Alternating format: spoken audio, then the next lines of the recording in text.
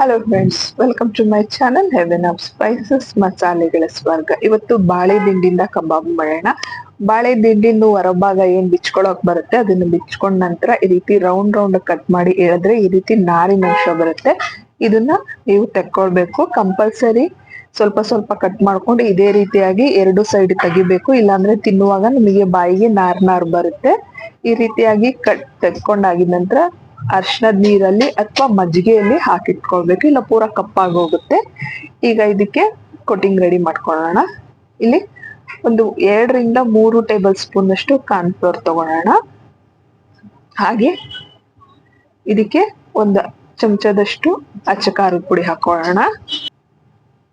ಹಾಗೆ ಇದಕ್ಕೆ ರುಚಿಗೆ ತಕ್ಕಷ್ಟು ಉಪ್ಪನ್ನು ಕೂಡ ಹಾಕೊಳ್ಳೋಣ.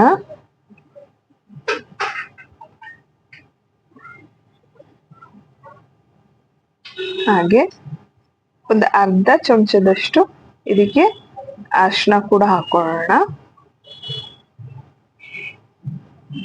ನೀವು ಏನ್ ಬನಾನಾ ಸ್ಟೆಮ್ ಏನಾದ್ರು ರೆಸಿಪಿ ಮಾಡ್ತೀರಾ ಅಂದ್ರೆ ಆ ಬನಾನಾ ಸ್ಟೆಮ್ ಅಲ್ಲಿರೋ ನಾರನ್ನ ನೀವು ತಕ್ಕೊಂಡ್ಲೇಬೇಕು. ಚಿಕ್ಕ ಚಿಕ್ಕ ಪೀಸ್ ಕಟ್ ಮಾಡ್ಕೊಂಡು ಎಲ್ಲಾದ್ರದ್ದು ನಾರ್ ತೆಗ್ದೆ ಹಾಕೊಳ್ಬೇಕು. 2 ಚಮಚದಷ್ಟು ಮೈದಾ ಹಿಟ್ಟು ಹಾಕೊಳ್ಳೋಣ.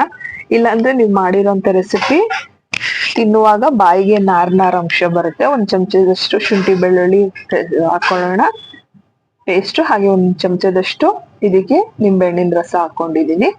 ಈಗ ಇದಕ್ಕೆ ಒಂದು 2 ಸ್ಪೂನ್ ಅಷ್ಟು ನಾನು ಸಾಸಿವೆ ಎಣ್ಣೆ ಹಾಕೊಳ್ತಾ ಇದ್ದೀನಿ. ಸಾಸಿವೆ ಎಣ್ಣೆ ಇಲ್ಲ ಅಂದ್ರೆ ನೀವು ಮಾಮೂಲಿ ಅಡಿಗೆ ಎಣ್ಣೆ ನಿಮ್ಮ ಮನೇಲಿ ಯಾವ ಎಣ್ಣೆ ಉಪಯೋಗಿಸ್ತೀರ ಅದನ್ನೇ ಹಾಕೊಳ್ಬಹುದು.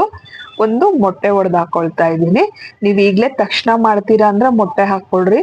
ಸ್ವಲ್ಪ ಇದನ್ನ ಮ್ಯಾರಿನೇಷನ್ ಆಗೋದಕ್ಕೆ ಬಿಟ್ಟು ನಂತರ ಮಾಡ್ತೀರಾ ಅಂದ್ರೆ ಮೊಟ್ಟೆ ಲಾಸ್ಟ್ ಅಲ್ಲಿ ಸೇರಿಸಿ.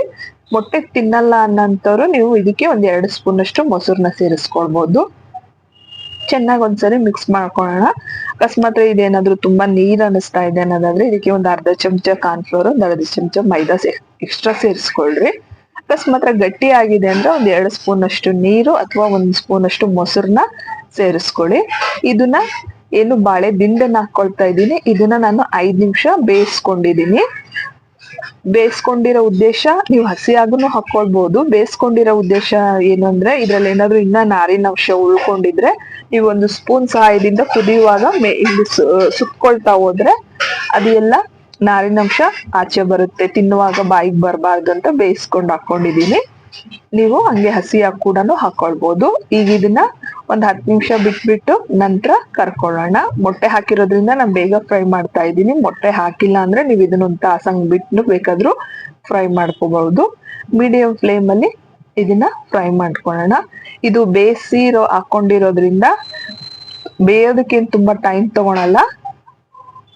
ನೀವು ಬೇಯಿಸದೆ ಏನಾದ್ರು ಹಾಕೊಂಡಿದೀರಾ ಅಂದ್ರೆ ತುಂಬಾ ಚೆನ್ನಾಗಿ ಫ್ರೈ ಮಾಡ್ಕೊಳ್ಳಿ. ಮೀಡಿಯಂ ಫ್ಲೇಮ್ ಅಲ್ಲಿ ಗೋಲ್ಡನ್ ಬ್ರೌನ್ ಆಗೋವರೆಗೂ ತುಂಬಾ ಚೆನ್ನಾಗಿ ಫ್ರೈ ಮಾಡ್ಕೊಳ್ಳಿ. ಬಾಳೆ ದಿಂಡಲ್ಲಿ ಸಾಕಷ್ಟು ಪೋಷಕಾಂಶ ಇರುತ್ತೆ, ಹೆಲ್ದಿ ಆಗೂ ಇರುತ್ತೆ. ನೀವು ಇದನ್ನ ಸೈಡ್ ಡಿಶ್ ತರನು ಮಾಡ್ಕೊಳ್ಬಹುದು. ಖಂಡಿತ ಮನೇಲಿ ಟ್ರೈ ಮಾಡಿ ನೋಡಿ. ನೀವು ಬಾಳೆ ದಿಂಡಿನ ಕೋಸಂಬರಿ ಪಲ್ಯ ಈ ತರದ್ದೆಲ್ಲ ತಿಂದಿರ್ತೀರಾ, ಬಾಳೆ ದಿಂಡಿಂದ ಕಬಾಬ್ ತಿಂದಿರಲ್ಲ. ಖಂಡಿತ ಈ ರೆಸಿಪಿನ ಮನೇಲಿ ಟ್ರೈ ಮಾಡಿ ನೋಡಿ, ಹೇಗ್ ಬಂತು ಅಂತ ತಿಳಿಸೋದನ್ನ ಮರಿಬೇಡಿ. ಆದ್ರೆ ಬಾಳೆ ದಿಂಡು ಕ್ಲೀನ್ ಮಾಡ್ಕೊಳ್ಳೋದು ಸ್ವಲ್ಪ ಕೈ ಹಿಡಿಯುತ್ತೆ. ಅದೊಂದು ಕರೆಕ್ಟ್ ಆಗಿ ಮಾಡ್ಕೊಂಡ್ರೆ ನಿಮ್ ರೆಸಿಪಿ ತುಂಬಾ ಚೆನ್ನಾಗಿ ಬರುತ್ತೆ. ವಿಡಿಯೋ ನೋಡಿದಕ್ಕೆ ಧನ್ಯವಾದ.